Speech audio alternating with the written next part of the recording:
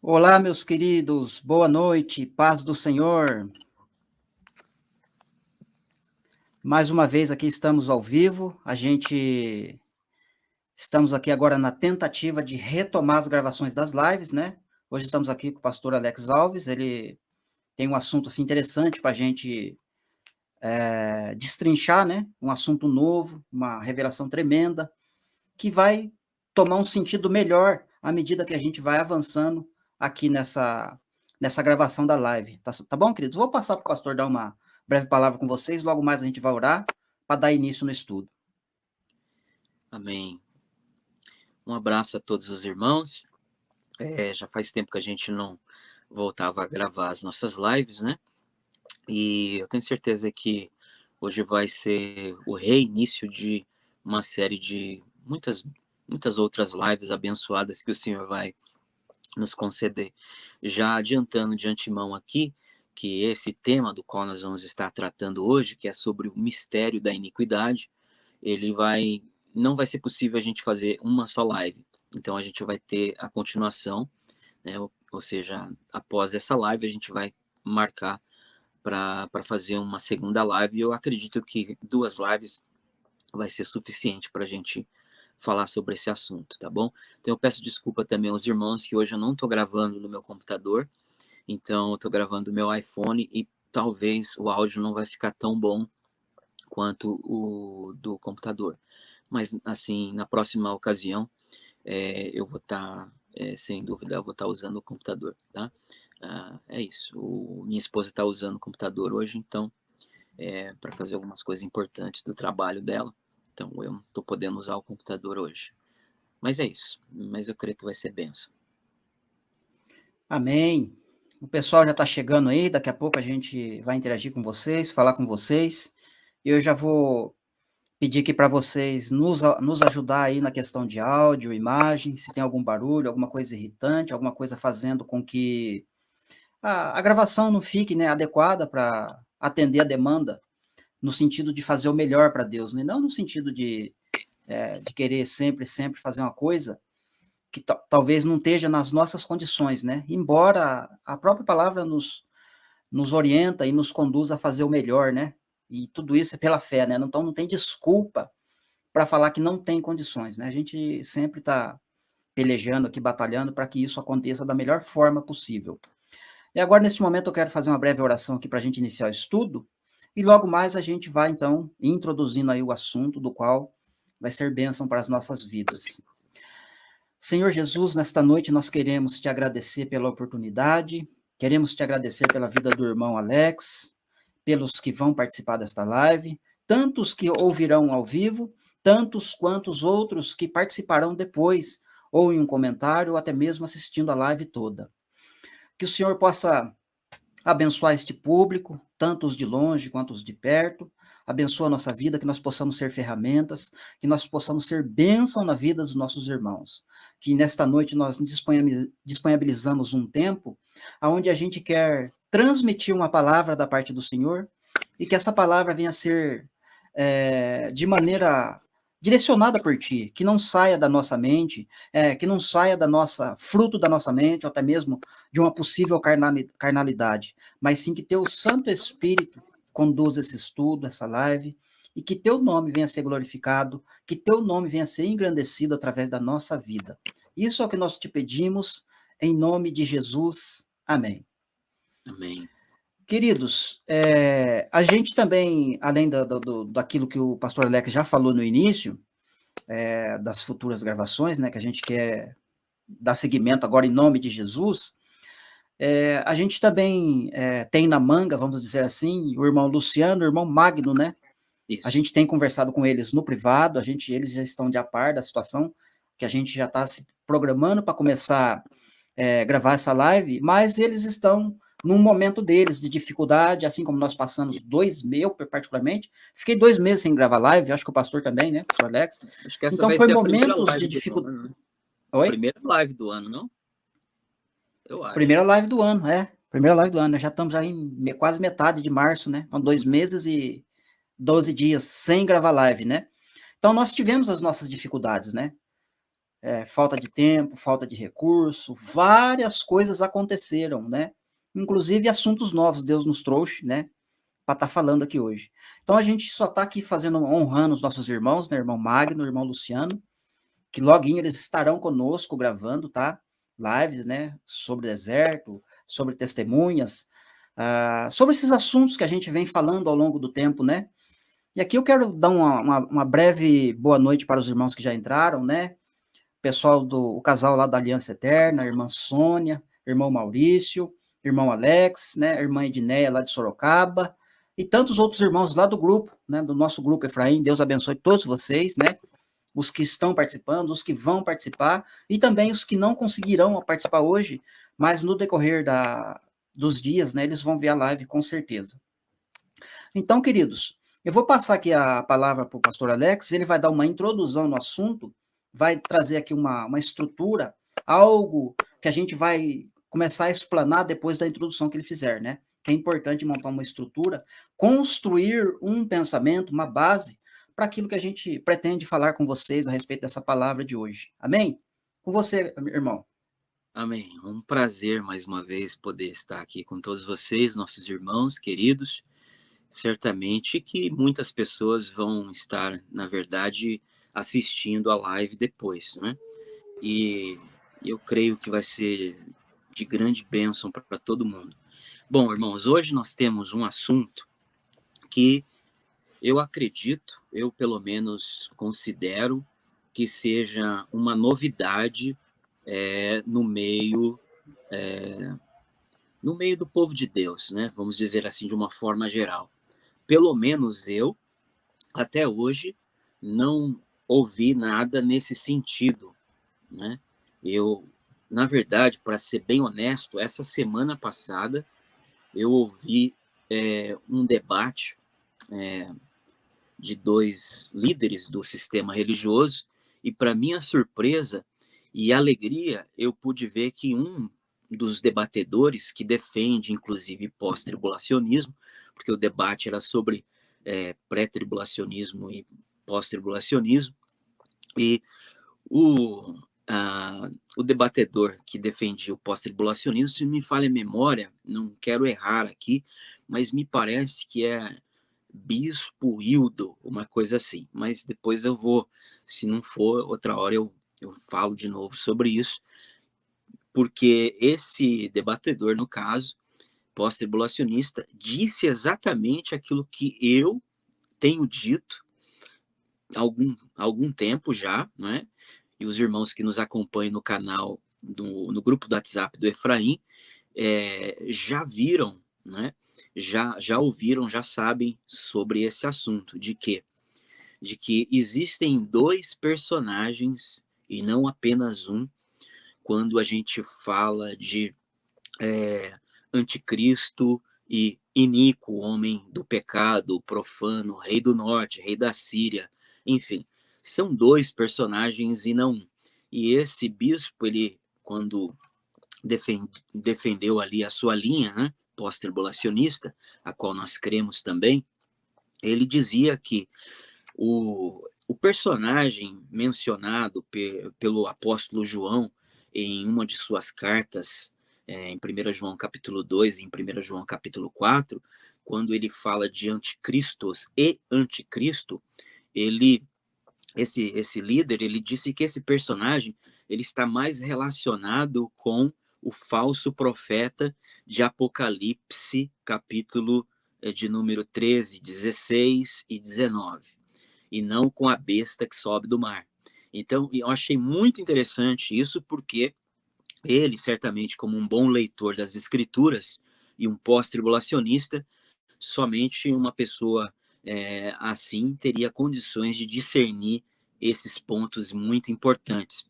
E ele foi muito assertivo na sua fala, e eu fiquei muito feliz, porque a gente percebe que não é algo que o Senhor tem revelado somente para nós, embora esse entendimento que eu vou passar para os irmãos aqui, eu tenho recebido ele já tem pelo menos um ano, já tem mais de um ano que eu recebi esse entendimento, por meio da leitura, meditação da palavra, e o Senhor me abriu o entendimento acerca disso, tá? Então a gente vai tratar sobre isso. Os irmãos que não estão entendendo isso agora, não é objetivo meu agora, nesse exato momento, de explicar. No decorrer da live, os irmãos vão começar a compreender melhor acerca desse assunto. Bom, eu quero partir então lendo apenas um texto que está em 2 Tessalonicenses, capítulo de número 2, tá? Versículo de número 7 e 8, tá? Então esse versículo é muito importante porque o tema da live hoje é o mistério da iniquidade. Então nós vamos falar sobre isso, tá? Então aqui em 2 Tessalonicenses capítulo 2, versículos 7 e 8, diz assim, porque já o mistério da iniquidade já opera, somente a um que agora o resiste, que o detém, até que do meio seja tirado. E então será revelado o iníquo, a quem o Senhor desfará pelo assopro da sua boca, e aniquilará pelo esplendor da sua vinda. Então, esse cuja vinda segundo a eficácia de Satanás, com todo o poder em sinais e prodígios da mentira, e com todo o engano de injustiça para os que perecem, porque não acolheram o amor da verdade para serem salvos, e por isso Deus lhes enviará a operação do engano para que creiam na mentira, para que sejam julgados todos os que não creram na verdade, antes tiveram prazer na iniquidade. Amém? Então veja, irmãos, que esse texto aqui, que é muito utilizado para ficar se debatendo se Jesus ele vem antes ou depois, esse texto é muito usado para isso. Não é esse o nosso propósito aqui. O nosso propósito aqui é dizer que o apóstolo Paulo está falando que existia um mistério da iniquidade já operando em seus dias, tá? E que esse mistério da iniquidade, né, havia um que o detinha até que do seu meio fosse tirado, e então, né, seria revelado o iníquo, quem o Senhor desfará, o qual o Senhor desfará, né, melhor dizendo, pelo esplendor da sua vinda, tá bom? Então, essa profecia que Paulo está citando aqui, ela vem de Isaías 11, versículo 4. Porque quando ele está falando isso aqui, o apóstolo Paulo está falando isso aqui, ele está com a mente em Isaías 11, versículo 4, ou seja, no rei da Síria. O rei da Síria, o qual o Senhor diz em Isaías 11, que o Senhor, na sua vinda, vai destruí-lo pelo assopro da sua boca. Então, Paulo está com a sua mente em quem? No iníquo, no rei da Síria, o qual se manifestará no tempo do fim, tá? E este será destruído sem auxílio de mãos humanas, mas pelo próprio Senhor, pela espada que sairá da boca do Senhor, na qual nós sabemos que é a palavra do Senhor, né? Pelo assopro da sua boca, pela sua palavra. Então, Paulo está com a sua mente nisso. Entretanto, Paulo está dizendo aqui que já o mistério da iniquidade operava em seus dias. Então, por um lado, ele está dizendo que o mistério da iniquidade operava em seus dias, e por outro lado, ele está dizendo que esse mistério da iniquidade, ele perduraria até a manifestação do iníquo, aquele cuja Isaías, já mencionei aqui, falava, e que seria destruído pelo Senhor na sua vinda. Então, veja, estamos falando de um assunto que ele transcende o tempo e que ele vai ser levado até o tempo do fim, no dia em que Jesus vir descer dos céus e destruir o iníquo, tá bom? Então nós estamos aqui diante de um tema interessante que Paulo chama ele de mistério da iniquidade. Bom, o que é esse mistério da iniquidade? O qual ele vai dizer aqui que esse cuja vinda é segundo a eficácia de Satanás. Então, esse Satanás aqui nós sabemos é a antiga serpente, que depois futuramente se transformou em um dragão. Tanto é que em Apocalipse capítulo 12, quando aparece ali a grande visão de um dragão com 7 cabeças e 10 chifres, a palavra de Deus vai dizer que esse dragão é a antiga serpente do Éden. Então veja, Satanás, né, a antiga serpente do Éden se transformou em um dragão. E nós sabemos que esse dragão tem 7 cabeças, e que essas 7 cabeças, elas apontam para 7 impérios que já existiram: Egito, Assíria, Babilônia, Pérsia, Grécia, Roma, não é? E o sétimo império, o qual eu acredito, né, nós acreditamos que já está aí, e que só falta agora os 10 chifres se levantarem, e desses 10 chifres, do meio deles, surgir o chifre pequeno. Então, eu, né, pelo menos assim penso. Eu acredito que o irmão Márcio também pensa assim, que o sétimo império, ele já está aí. Eu acredito que esse sétimo império, ele passou a existir, tá? Em meio a essas guerras que estiveram, que existiram, Primeira Guerra, Segunda Guerra Mundial, e aí surgiu, então, a nova ordem mundial, surgiu aí a ANON, né? A, a União das Nações Unidas, surgiu a nova ordem mundial. Então, essa sétima cabeça, ao meu entender, faz sentido de aparecer bem antes dos 10 chifres, não é? Então, essa sétima cabeça já está aí, e os 10 chifres faltam aparecer, e vão aparecer juntamente com a besta, no mesmo momento, vão receber poder juntamente com a besta, o chifre pequeno. Bom, então esse mistério da iniquidade, ele vem desde o Jardim do Éden. E o detalhe é que, do meio desse mistério da iniquidade, o qual nós já aprendemos que se trata de 7 impérios: Egito, Assíria, Babilônia, é, Pérsia, Grécia, Roma, e o sétimo império que está aí, entende? Dessas 7 cabeças, ou seja, desse mistério da iniquidade, esse mistério da iniquidade, que era Satanás, a antiga serpente, que se transformou em um grande dragão, e que no tempo do fim vai passar o seu poder à besta que sobe do mar, né? Vai transmitir todo o seu poder, ou seja, o poder das 7 cabeças vai passar para a besta. Inclusive, é por isso ela também tem 7 cabeças, porque o dragão vai dar o seu poder à besta, não é? O que significa dizer que, quando um império conquistava o outro, todo aquele poder, toda aquela estrutura daquele outro império era depositado no império que o conquistou, ou seja, aquele império que vinha, sucedia o outro, ele trazia consigo o outro império, o poder do outro império, trazia todas as riquezas do outro império, os despojos do outro império, de modo que, quando a gente vê uma besta surgindo no tempo do fim com 7 cabeças, não é que os 7 impérios estão sendo revividos, mas é que essa besta, ela exerce o poder de todos os impérios que antecederam, e que se acumulou esse poder durante todos os séculos, o qual estava representado no dragão Satanás, a antiga serpente, que será dado a esse reino da besta, do qual ele surge da sétima cabeça, amém? Que já está aí e que em breve vai surgir, tá bom? Então, é importante a gente entender isso. Então, desse meio aí, desse mistério da iniquidade, que a gente já entendeu o que se trata, sempre vai surgir uma operação do engano. E essa operação do engano, ela acontece para que, se possível for, enganasse até mesmo os escolhidos de Deus, ou seja, enganar o povo de Israel. Então, a gente vai ver isso, essa operação do engano, a princípio, sendo ah, utilizada por meio de 2 cabeças. É como se Satanás, ele decidisse assim: eu vou fazer uso de 2 das 7 cabeças para enganar o povo de Israel, enganar a humanidade, se possível for, enganar até os escolhidos de Deus. Então, o que vai acontecer é que, durante toda a história da raça humana, né, nós vamos ver sempre, né, o Senhor dizendo para o seu povo: não confiem em príncipes e nem filhos de homens, em que não há salvação.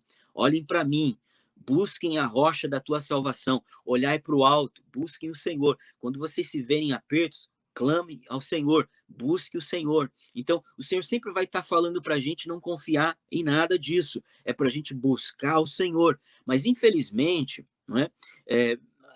Israel, a nação de Israel carnal, infelizmente, né, eles, sempre que desobedeciam o Senhor, eles faziam aliança com uma dessas 2 cabeças que Satanás, ele utilizava para enganar o povo de Deus. E, geralmente, né? Isso estava dividido entre Reino do Norte e Reino do Sul. Ou seja, primeiro, Deus disse lá em Deuteronômio capítulo 28, tá? Lá pelo verso 48, que quando o povo de Israel, lembra quando o povo estava lá com Moisés entre o Monte Ebal e o Monte Gerizim? Entre esses dois montes, o monte da bênção e o monte da maldição. Monte Ebal é o monte da maldição, que significa seco, monte pelado, monte sem vida, um monte seco. E um outro monte, Gerizim, o monte da bênção. Então, o Senhor, ele disse ali, por meio de Moisés, né, proferiu ali bênçãos e maldições, para que quando o povo de Israel, se eles obedecessem à palavra do Senhor, tais bênçãos do monte Gerizim viriam sobre eles, mas que se quando eles desobedecessem o Senhor, as maldições do Monte Ebal cairiam sobre eles. E dentre as maldições que está dito ali em Deuteronômio capítulo 28, se diz que o Senhor disse que quando eles desobedecessem o Senhor, viriam uma bênção, viria sobre eles uma maldição. E ele diz, a saber, uma nação que viria do extremo norte, uma maldição que seria como, e a palavra maldição ali é Alá. Olha que coisa interessante.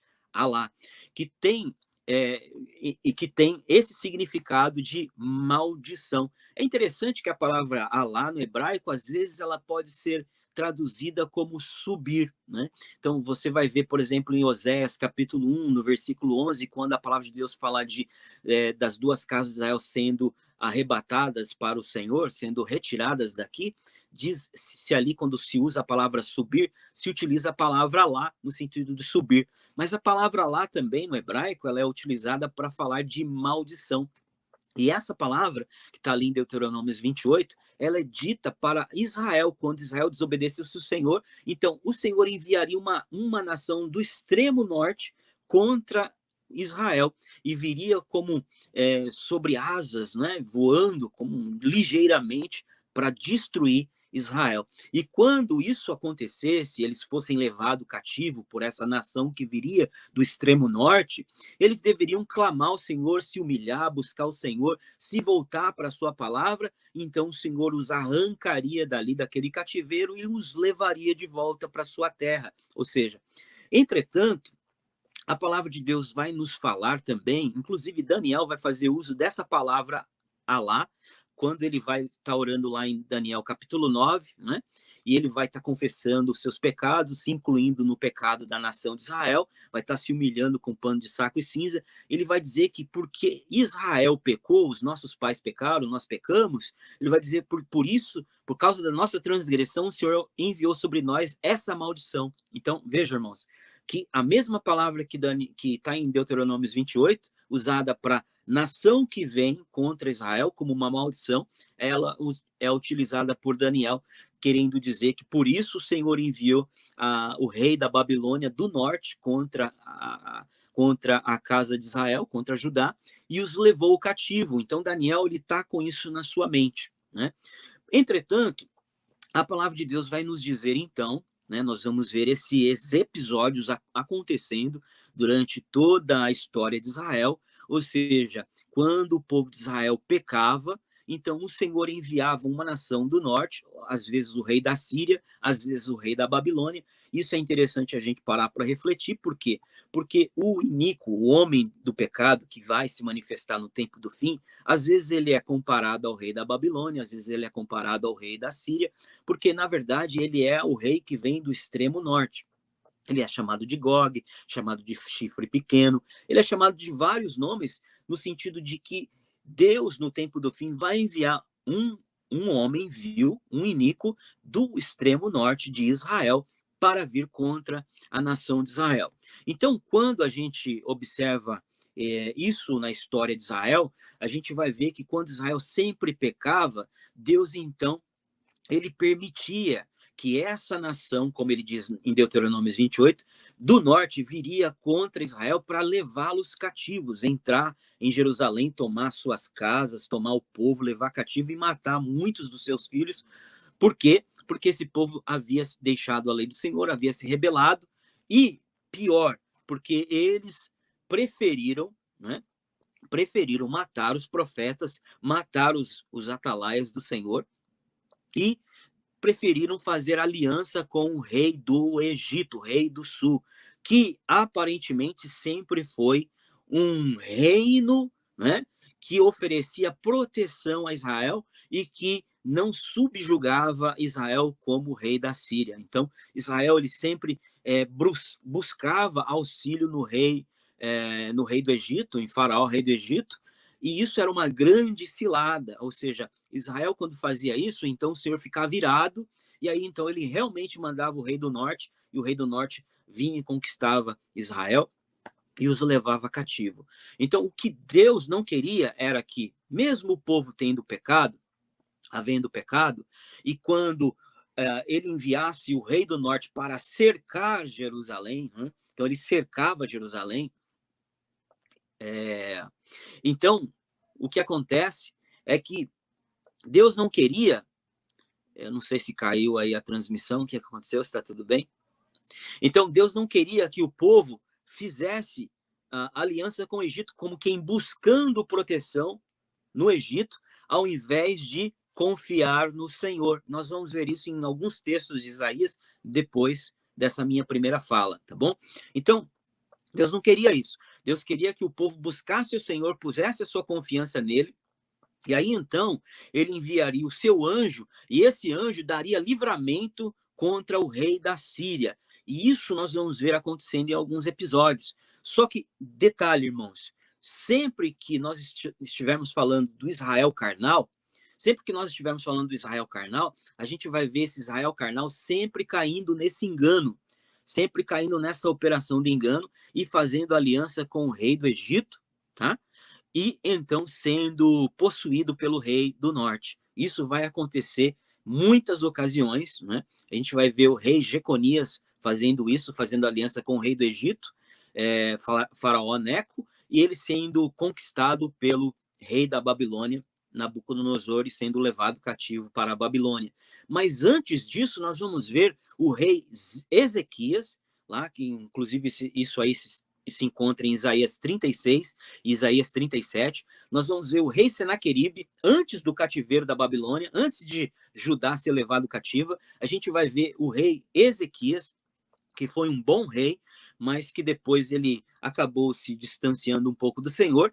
Mas então o Senhor ele resolve cercar Jerusalém, né? Senaqueribe envia o seu exército, o rei da Síria envia o seu exército para cercar Jerusalém, para tomar Jerusalém. Só que aí então o que acontece? O rei Ezequias, ao invés de fazer aliança com o Egito e buscar proteção no Egito, o rei Ezequias ele busca o Senhor, ele rasga suas vestes, veste-se de pano, saco e cinza, né?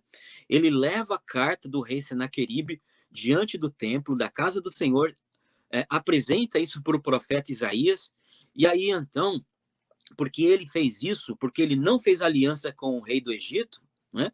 E nós vamos ver inclusive que o general que cercou Jerusalém, general da Síria que cercou Jerusalém, ele vai dizer para Ezequias: não confie em Faraó, rei do Egito, aquela cana quebrada, porque todo aquele que confia e se apoia, né, em Faraó, rei do Egito, ele lhe perfura a sua mão, né? É uma cana quebrada em que ninguém pode se apoiar, não confie.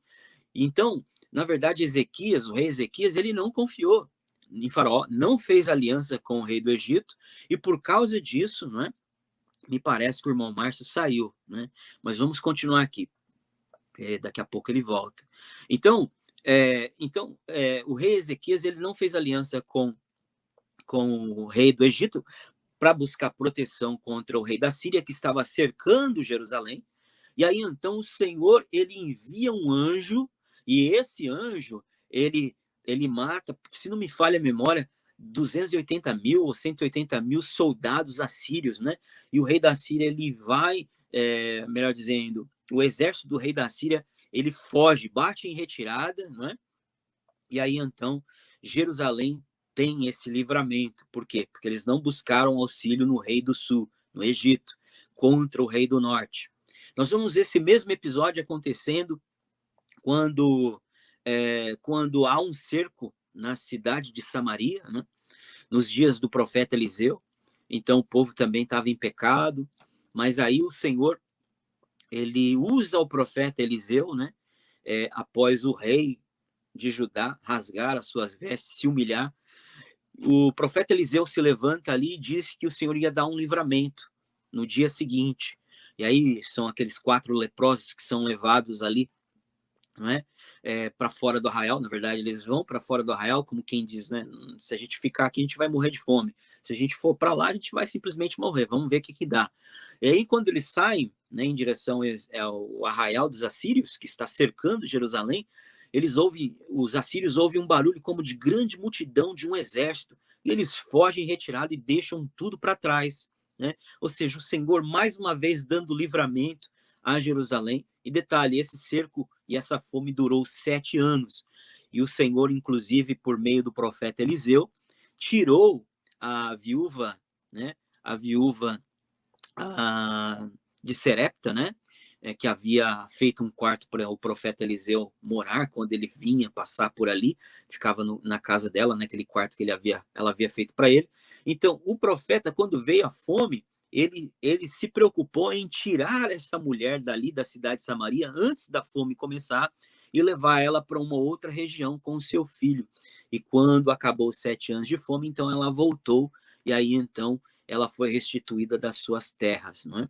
Interessante a gente pensar sobre isso. Então, irmãos, é isso. Quando a gente olha para toda essa questão, a gente percebe que o mistério da iniquidade, que está revelado nos 7 impérios, 7 cabeças do dragão, né? Que também são as 7 cabeças da besta, né?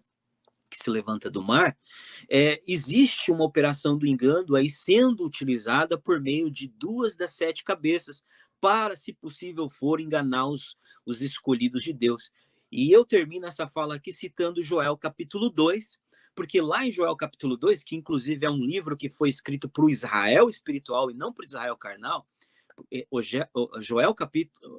livro de Joel inteiro foi escrito por Israel espiritual, a saber, a igreja, não é? Então, no livro de Joel, a gente vai ver o Senhor convocando, né? O irmão Márcio voltou aí. Então, a gente vai ver, no livro de Joel, a gente vai ver esse mesmo acontecimento, né? Ou seja, um livro que foi escrito por Israel espiritual e não por Israel carnal. É muito importante a gente frisar isso. Nós vamos ver esse mesmo episódio, o Senhor convocando uma santa assembleia, chamando o povo para se humilhar, né? Para rasgar o seu coração nas suas vestes, vestir de pano de saco e cinza, né? É um toque de trombeta em Sião, é uma convocação santa.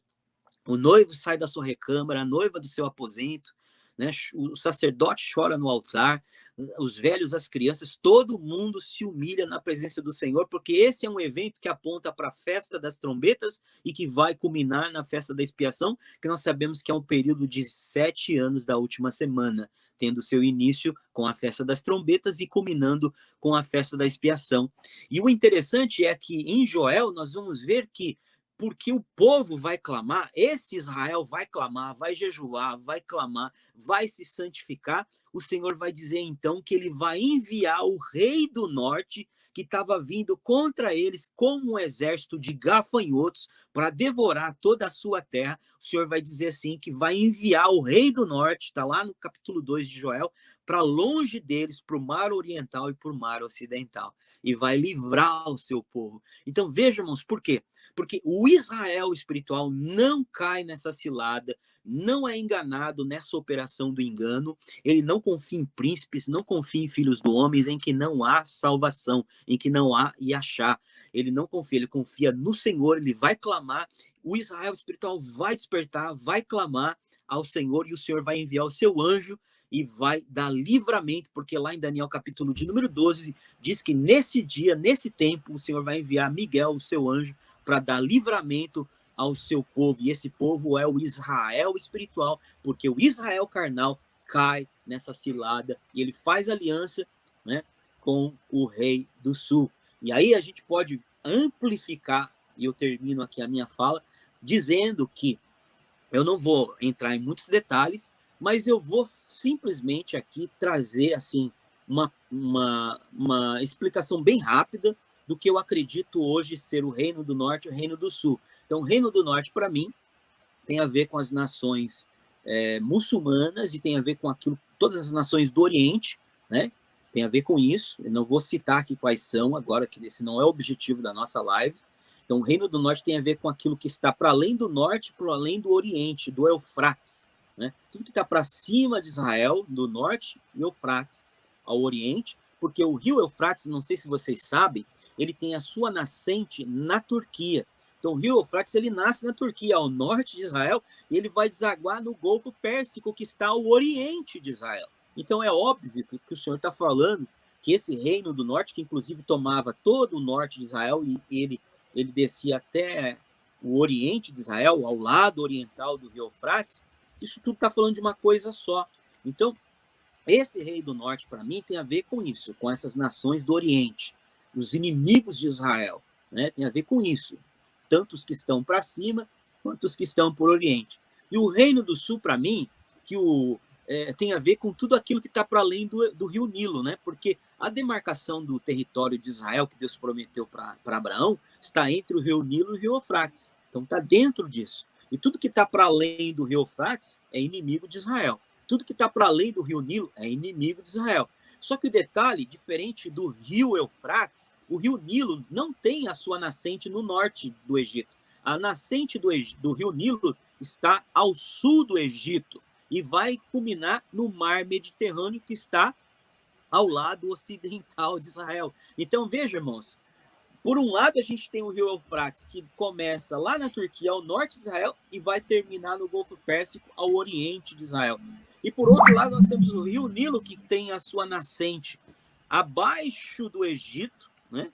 Lá embaixo, ao sul de Israel, e vai ter as suas águas desaguando no mar Mediterrâneo, ao ocidente de Israel. Percebe, irmãos? Então, tudo que está ao sul do Egito e ao ocidente do Egito, eu, profeticamente falando, em uma linguagem profética, consigo enxergar que se está falando de nações ocidentais. Então, essa batalha de Daniel 11, a qual nós não vamos falar hoje, vai ficar para a live próxima, tem a ver com as nações do Oriente e as nações do Ocidente. É uma guerra entre Ocidente, Oriente e Israel no meio.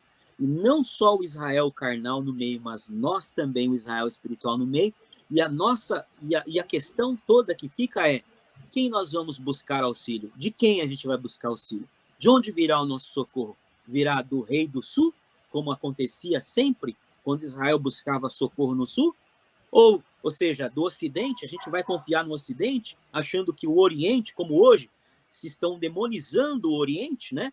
A Rússia representando o oriente, as nações do oriente, e agora o mocinho é o ocidente? Não existe mocinho nisso. Isso são duas faces de uma mesma moeda, é a operação do engano, dualismo sendo implantado no mundo, e nós, como Israel espiritual, não podemos cair no engano do Israel carnal, que inclusive tem aliança com o Ocidente e confia muito nos Estados Unidos, na União Europeia, como protetores contra os inimigos que eles possuem lá no Oriente. Nosso socorro vem do Senhor que fez os céus e a terra. Então, irmãos, aqui eu termino essa minha fala longa, a qual era importante ser dita, porque assim a gente combinou, né, para que os irmãos pudessem compreender, para se formar uma ideia, para que a gente pudesse compreender como é que se dá esse mistério da iniquidade, essa operação do engano, que se manifestaria, se possível fosse, para enganar até os escolhidos de Deus. Amém?